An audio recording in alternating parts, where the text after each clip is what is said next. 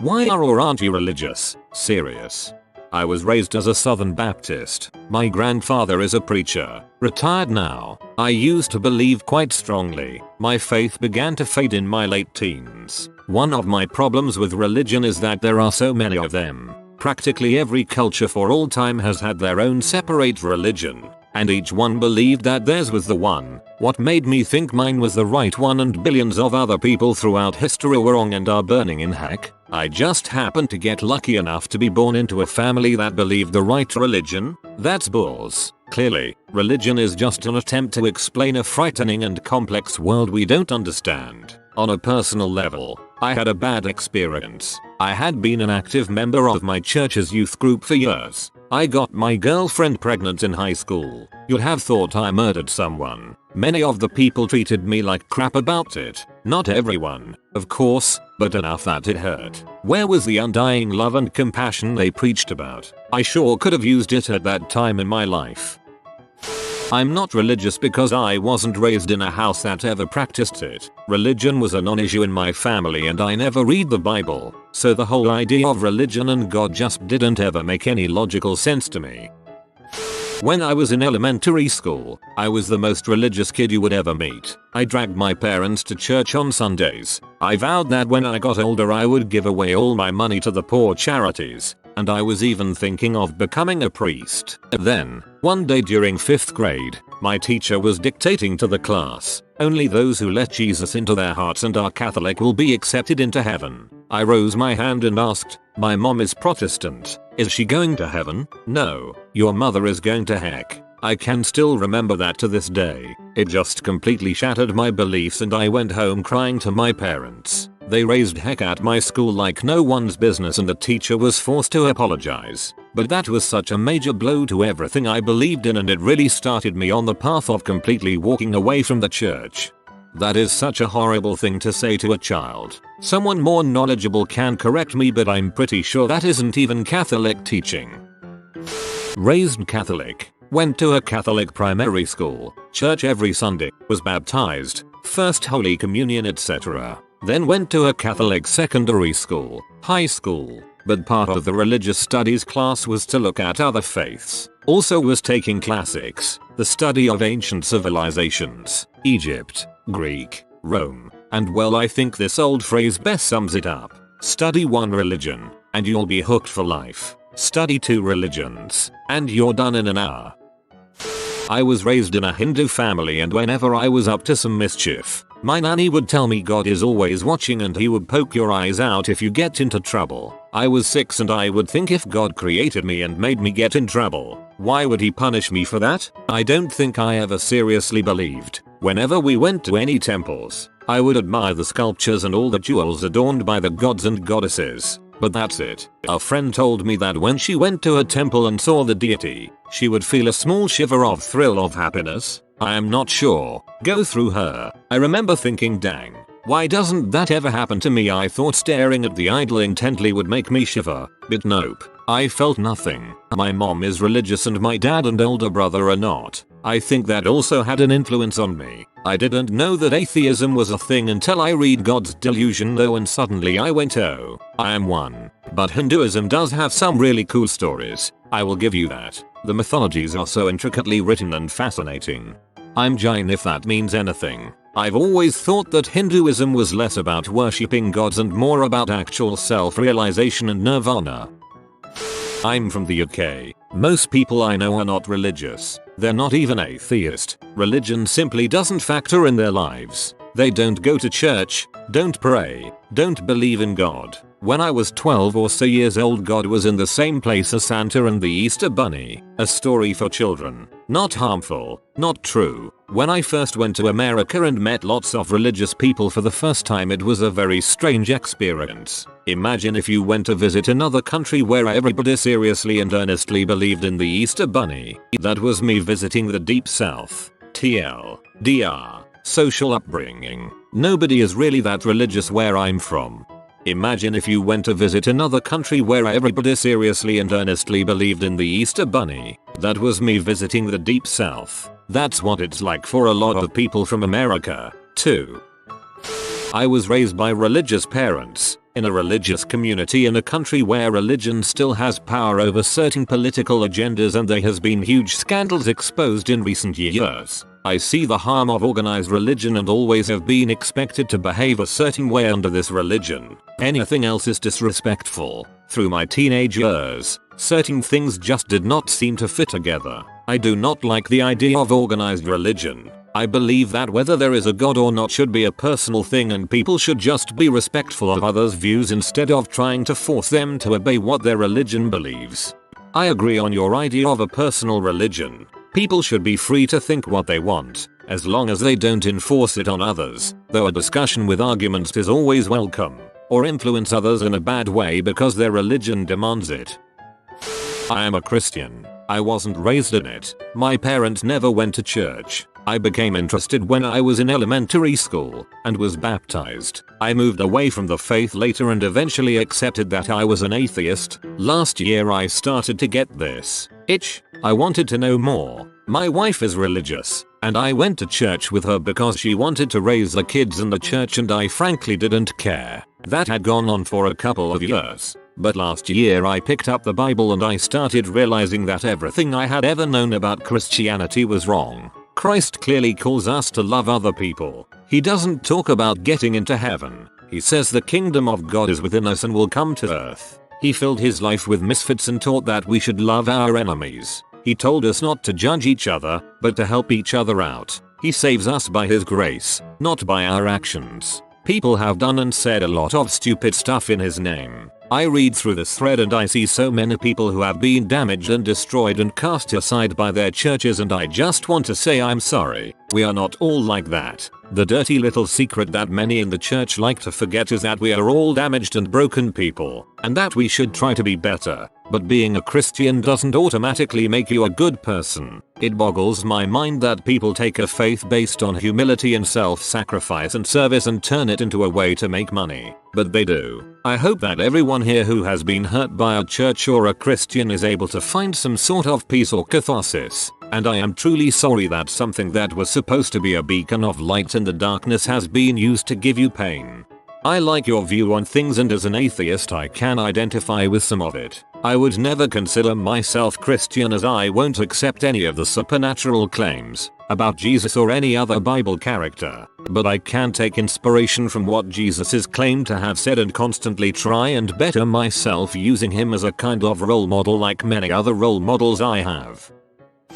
Greetings from India. I personally do not believe in following a religion and I am not at all religious even though my family is. But what I've noticed is that religion and castes and everything causes problems in the society. May they be problems related to inter-caste marriages or untouchability or any such thing. So, I choose to treat every person equally no matter what family or what religion or what status they have. Also, if anyone chooses to believe in religion and follow it, then I have no quarrel with them. I learned to accept people as they are a long time back. It keeps things simple.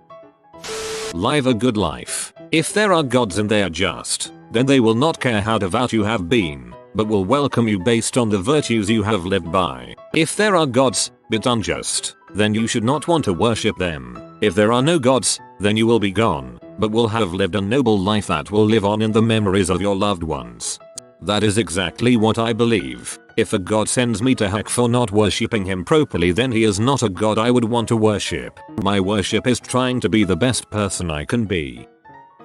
Parents were religious. School was pretty religious. Community was definitely religious. I was religious for probably my first 23-24 years of my life. I became non-religious because I first realized I was wasting my time with a bunch of hypocrites. Granted, I knew and understood that everyone was a sinner, but the leaders of the church that I directly worked with, middle people, would go out and date a bunch of people, frick them, divorced their wives, and their lives were messed up and they never seemed to correct that behavior. They also spoke in tongues and led Bible studies. Their lives were more fricked up than mine and the grace of God never seemed to help change anything. That was the initial push which made me raise my eyebrows. I started reading a bunch more and getting more interested in science, philosophy. I did some internal debating and reading, from C.S. Lewis on one side to Dawkins and Hitchens. Needless to say, I agreed more with Dawkins and Hitchens from an intellectual perspective. I quit going to church and learned I really enjoyed sleeping in and having 3-4 hours available before kickoff. When I was in middle school and high school, I always found other religions fascinating. I was raised Christian, but my parents weren't super religious and we never went to church. In the time that I was learning about religions, I kept wondering why any of it made sense. I'm more of a math science guy and I like to make sure things are proven. If it isn't a theory backed up with trustworthy data, then I question why anyone could think it. You can't prove God. People can swear up and down that they can feel his guiding hand, but nobody can have any concrete proof of it. That's why you need faith. After questioning why it's a thing, I took world history and that opened my eyes even further. There are so many religions, even some that are dead now, but they all have something in common. Zoroastrianism is an ancient Persian religion that is very close to Christianity, but was created centuries beforehand. It seems like everything stems from something or another, and most God stories were created by storytellers to explain how the world worked. Religion was created to keep us from being afraid of the unknown. The hope it brings keeps people from worrying about things like death and disease because they have a guardian protecting them if they are holy. I am not an atheist, but neither am I religious. I will forever be a skeptic until the day I die and can see whether there is life after death or if I just disappear into the void. Only time will tell.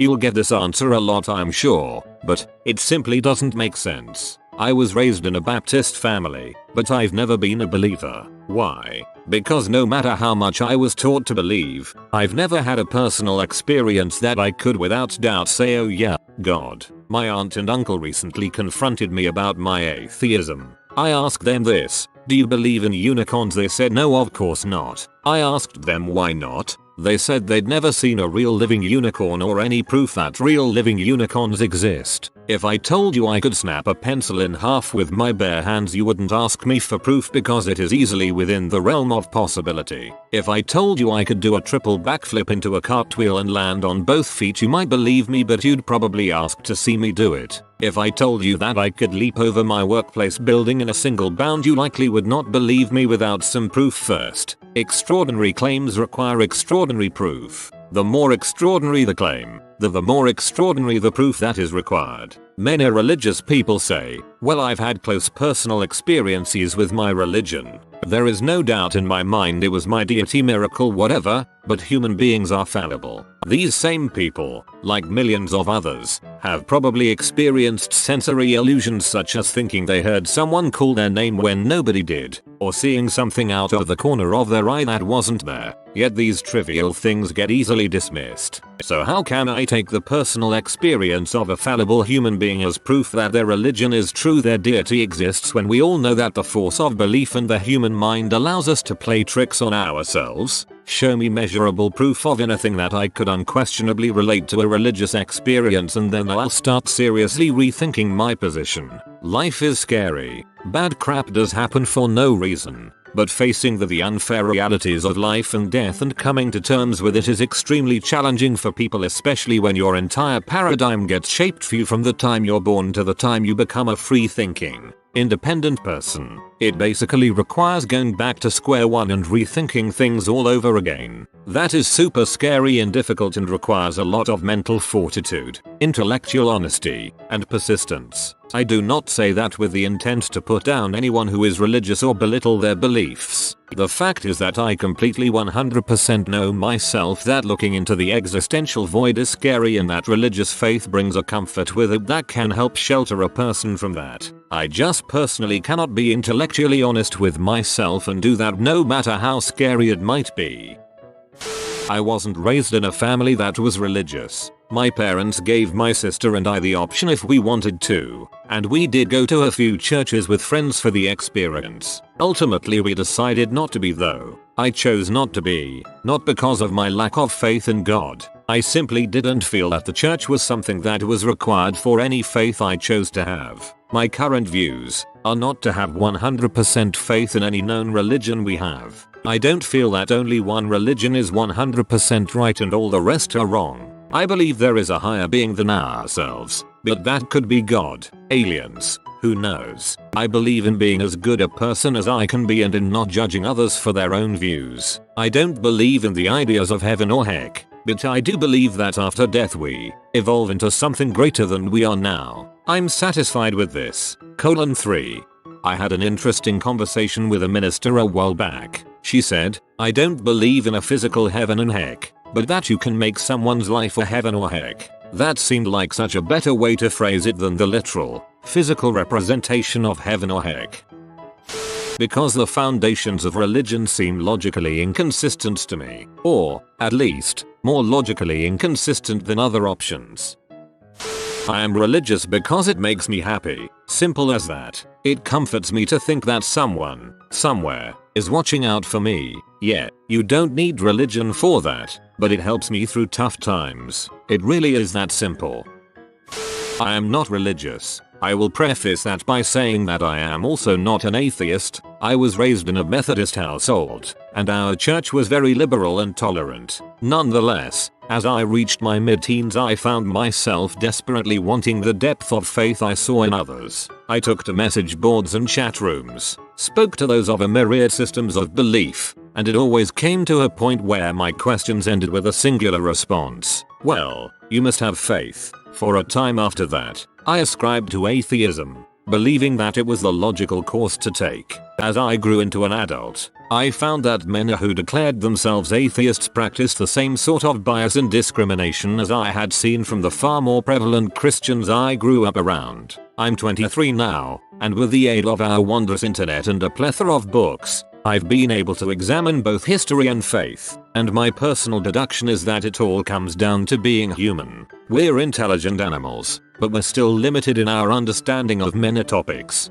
Because of our intellect, we also obsess over eventualities or possibilities, nurture fears and complexes that would not exist were our drive simply attaining enough food and shelter to survive. I understand the logic of faith, and the areas where it can provide an individual with security or peace of mind. Both of these are invaluable things to possess. Given how many arguments I've endured about this, my stance has become rather more streamlined. Imagine yourself in utter, pitch darkness. You cannot even see your own hand an inch in front of your face. You stand before a forest, and your goal lies on other side. You absolutely must pass through it, and as you do you hear the crackle of leaves, nocturnal predators and prey, snapping twigs and the small fits of slumbering creatures. Your mind, possessing the towering drive for creativity which it does, fills your head with nightmare visages and slavering maws. Is it easier to simply say I must do this, and so despite my fears I will press on,